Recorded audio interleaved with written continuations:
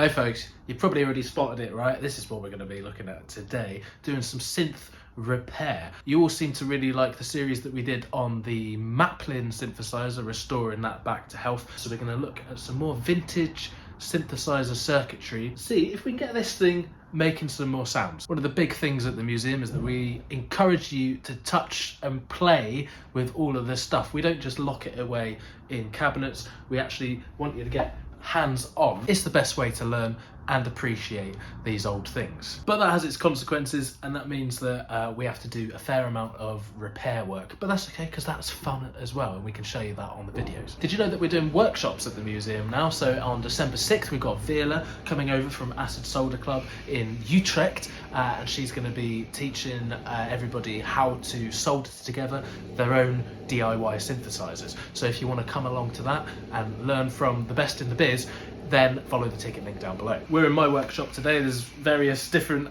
projects on the go. We've got my friend Rosie's Omnichord on the bench. We've got Sam's Juno 106. We've got various different reel-to-reel tape machines, all in different states of repair. Motorcycle maintenance, as always, motorcycle maintenance. But today, of course, we are concentrating on this beautiful monophonic synthesizer that was first produced in 1977 and ran up to 1982. This is the JEN SX1000. This is not usually regarded as one of your kind of unobtainium vintage synthesizers that everybody lusts over. It's quite basic, but I think it's actually pretty damn good for what it is. And sometimes the limitations of quite a basic design lend themselves to quite a lot of musicality. Back when this was released in the 70s, it was available for quite a low price, so that meant that this was the first synthesizer for quite a few people, which, you know, has a merit all of its own. The accessibility of something like this for, like, you know, a teenage kid. That's pretty damn cool. You're not going to be able to buy a Synthy 100, are you, as a teenager? These humble things were probably the origin of a lot of pretty damn good bedroom bands. Adding to the accessibility factor of this, the synth comes with these really nice printed patch overlays. So you can see here there's kind of suggested positions of the knobs corresponding to the sound that you want to make with it, and there's various different overlays here.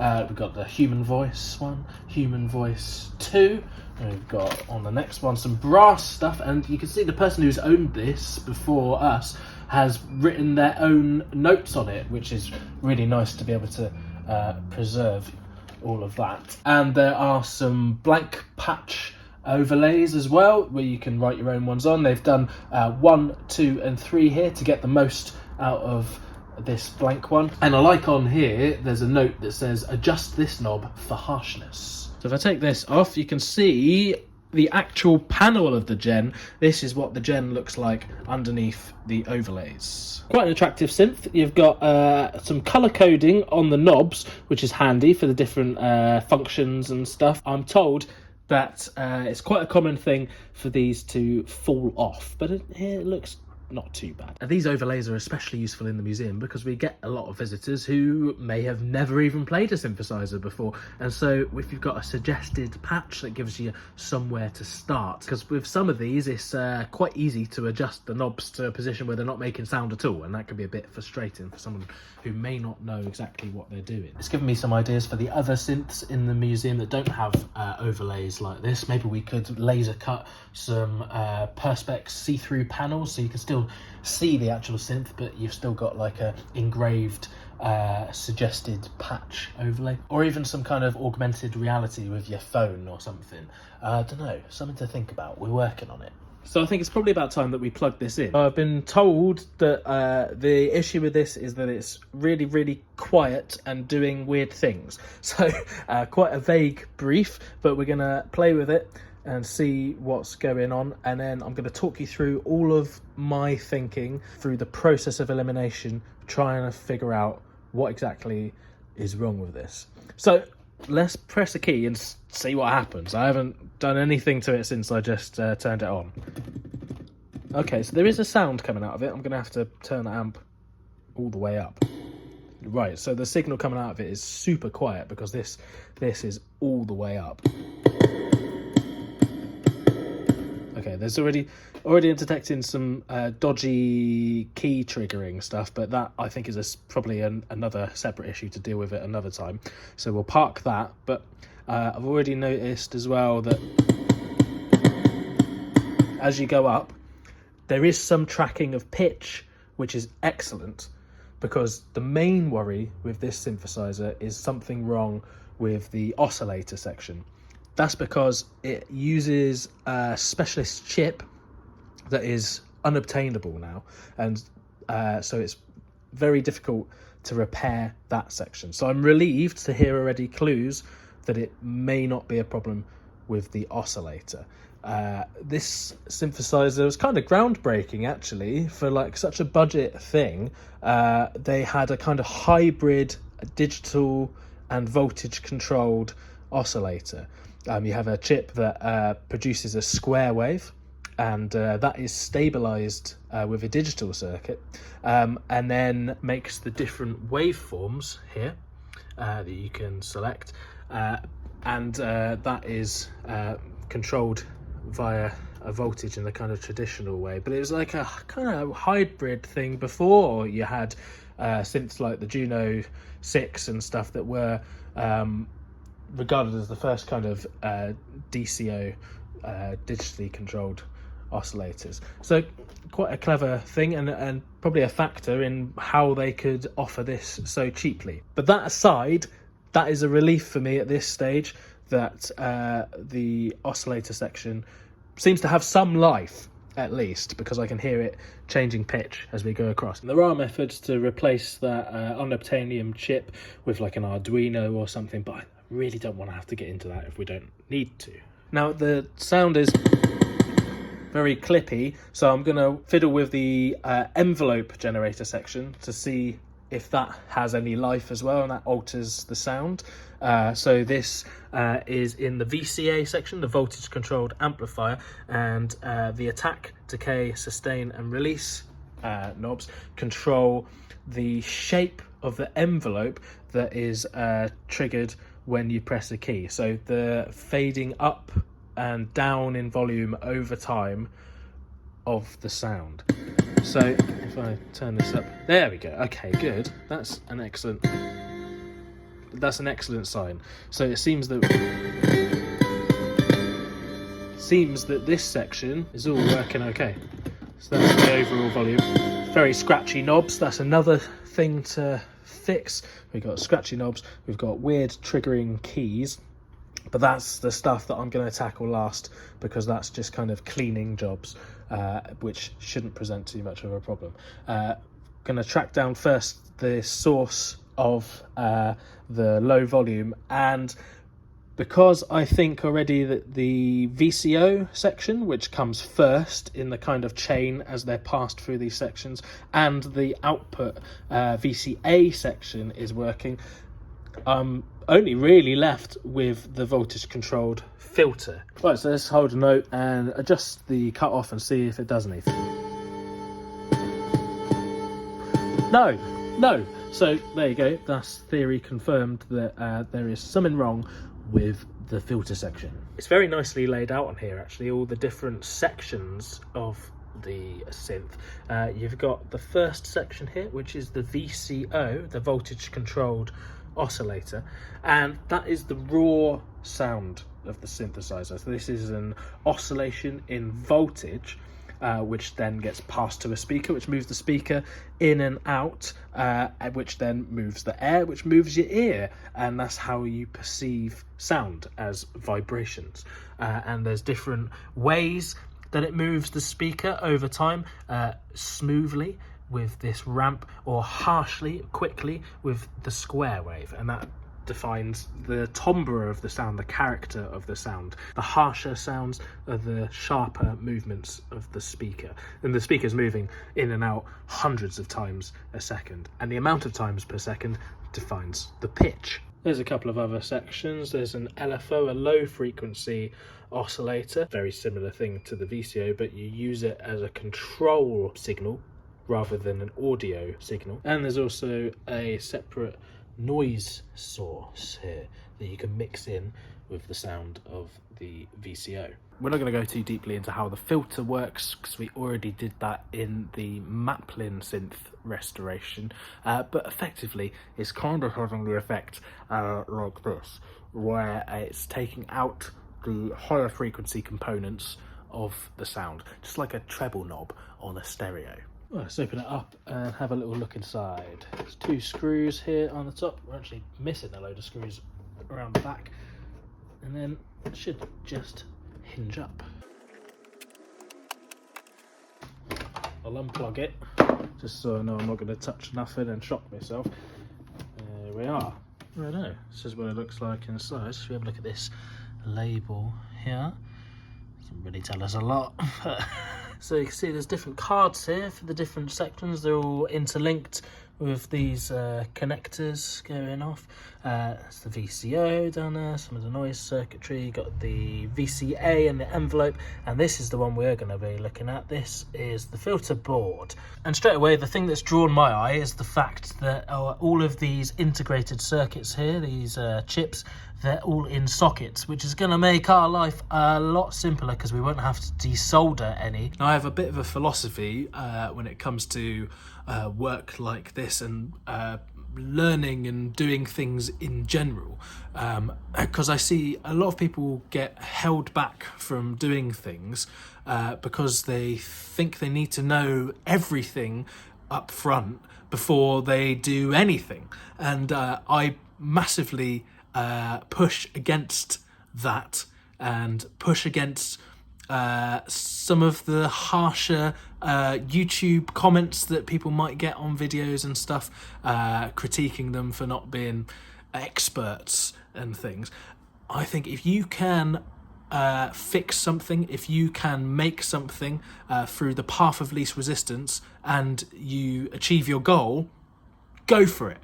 And you don't need to know everything, and in fact it's more efficient, and you'll get the opportunity to do more projects and varied projects by not feeling the need to be a complete expert up front. And when the harder problems do present themselves eventually and force you to learn things, that's great, then you take the knowledge forward to another project, but you don't need to know everything up front. Don't be afraid to give it a try. And I'm gonna show you a bit of that philosophy in this repair, because we're not even gonna look at the schematics. There are various different methods to diagnose what's wrong with this synth. You can do it very, very methodically, starting with the power supply, check all that's working, then work through each section, tracing the signal and seeing where it differs from what you should expect to see, comparing it to the schematic and doing circuit analysis and stuff.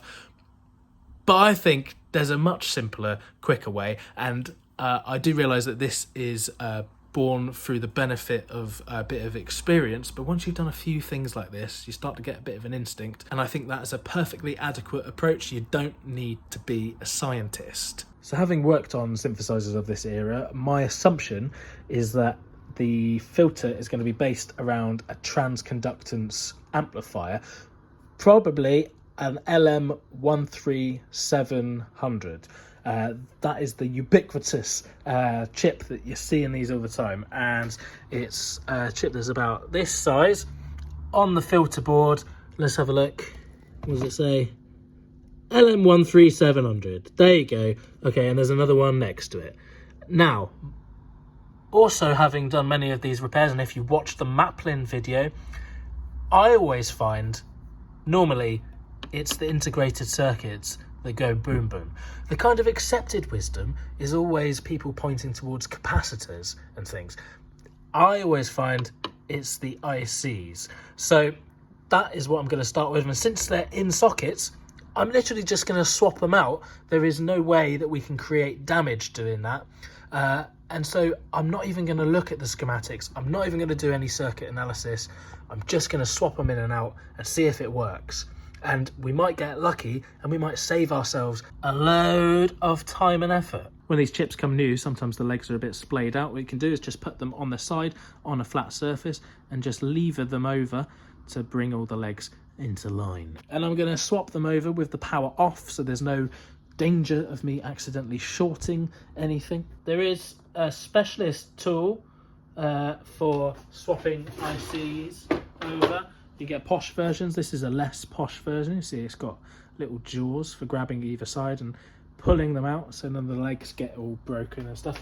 Or alternatively, you can just use a little flathead screwdriver to pry it off a little bit. So one of these is the filter, one of them is for the envelope stuff. I'm not really sure which one is which. I'm guessing this one, just by its position, is for the filter. So I'm going to pull that out, noting which way round it goes. So this is the chip that has come out of the Gen. You've got to make sure that you're putting these chips back in the right way round. The pins need to match. And on here you can see there's a stripe at the bottom there, and there's also a little dot just in the bottom right hand corner. That tells you that the bottom right hand pin is pin number 1. You would expect the sockets on these chips to have their little notch aligned with the side that is pin 1, but you can see on this one there's a dot and a notch on the IC, but the notch on the socket is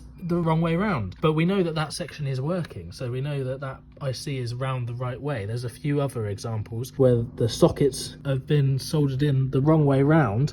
It doesn't actually matter electrically, but it could trip you up quite easily. So I did take note that this was pointing down this way, and when we put the next one in, we'll make sure that it's also pointing down that way. You can see the dot and the notch in the middle telling you where pin 1 is. I apologise for my mucky hands. In between takes, I have been working on the motorbike and I've got a bit oily, I'm afraid. When you put these ICs in the socket, you've got to make sure that the legs are seated correctly. Sometimes they fold under, so you've got to be pretty careful that they haven't done that. Okay, let's see if it's doing anything different. Oh, right. So yeah, that cut-off knob is now doing something. If we turn off the resonance,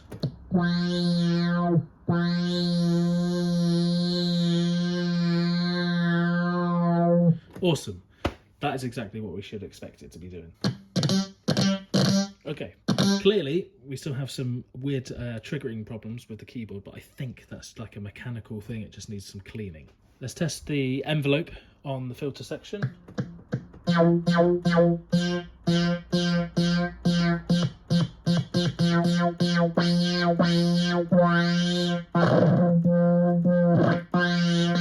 if we turn up the LFO knob, that should send the LFO to control the cutoff of the filter. Great. And we should be able to do the speed of the LFO with this one.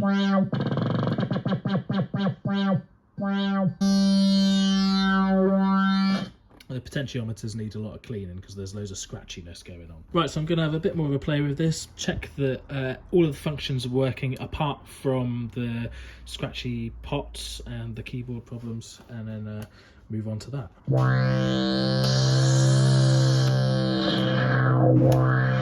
Test this glide, the portamento.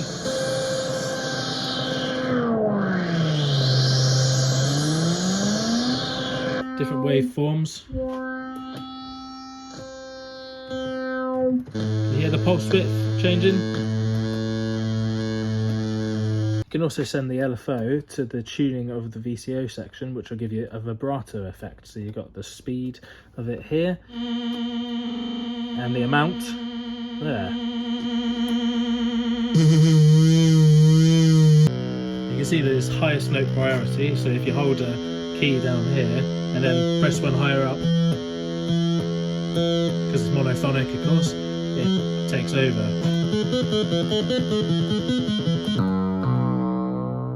And I do say this in a lot of repair videos, but a very underused tool is the brush, because a lot of different problems in these just come about from them being dirty, and then they accrue bits of fluff inside them, and that gets stuck in all these potentiometers and stuff, and stops them working. So I'm going to give it a little brush out, make sure it's all clean inside, and that should make it last a little bit longer. So now I'm going to clean some of these potentiometers. You can actually see these particular ones, they're very open. It's got a big slot in there where you can see right inside to where the wiper is going across the track. And so quite easy for dust and things to get into there and make the connections bad. So I'm going to spray some contact cleaner in there, give them a bit of a twizzle, and hopefully that should improve the situation. Some contact cleaner is also a lubricant, which is good for these type of mechanical things. I am positive that there will be many differing, quite strong opinions in the comments about contact cleaner. Feel free to let us know.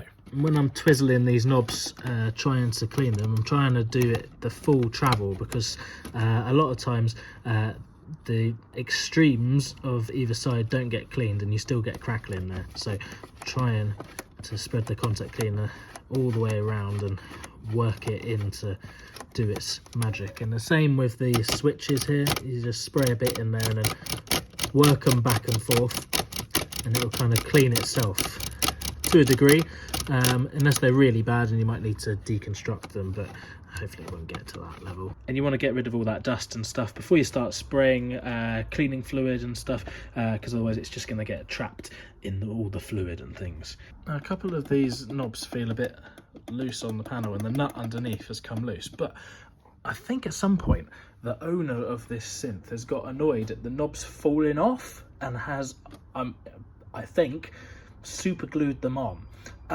So it's very difficult to get to that nut. I'm going to try and tighten it up through that gap there, but you know, it's not a massive problem and I don't want to damage it, so I'm not going to try and fix it too much. Always interesting to note the little modifications and fixes that have happened inside of these synths and their history.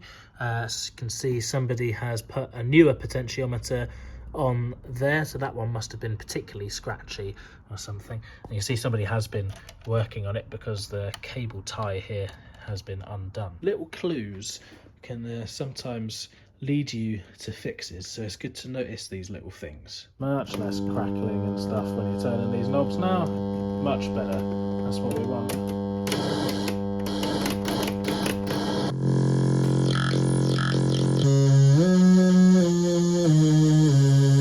Thing on a lot of these synths is the volumes going between all the different levels can cause clipping and stuff, which could be a nice effect, but also something that you might not want. So on the VCO section here, you've got the level,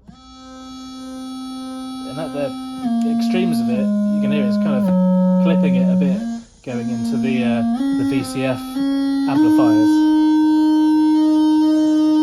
which could be a nice little harsh effect.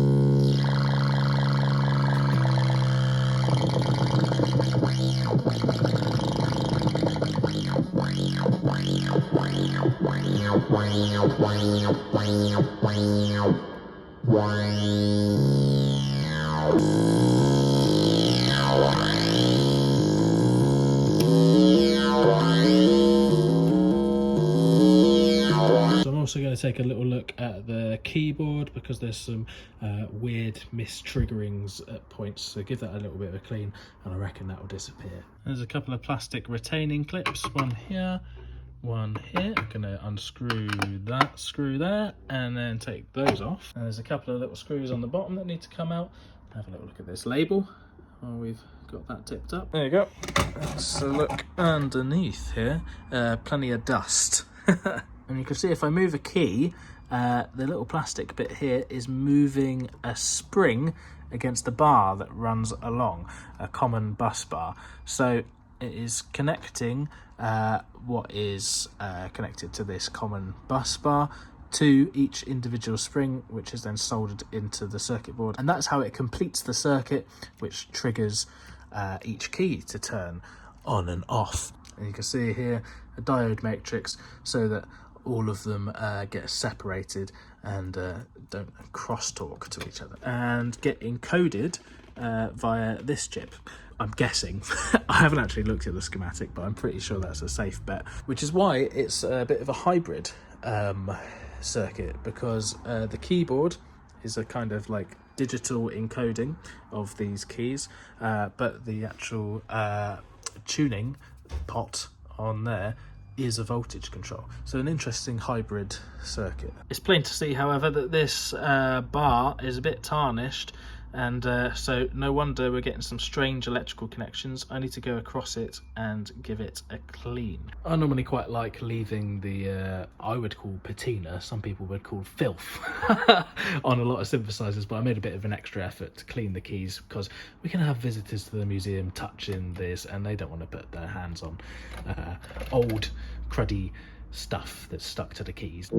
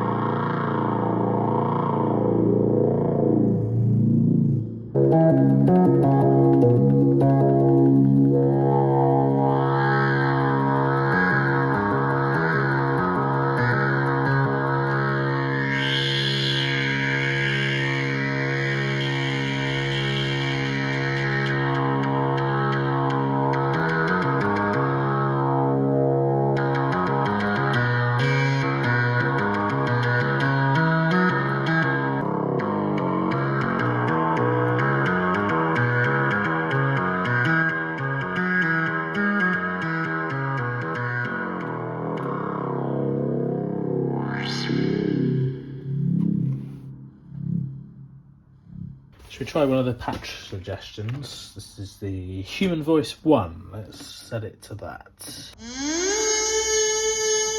Well, I can kind of see what they're saying.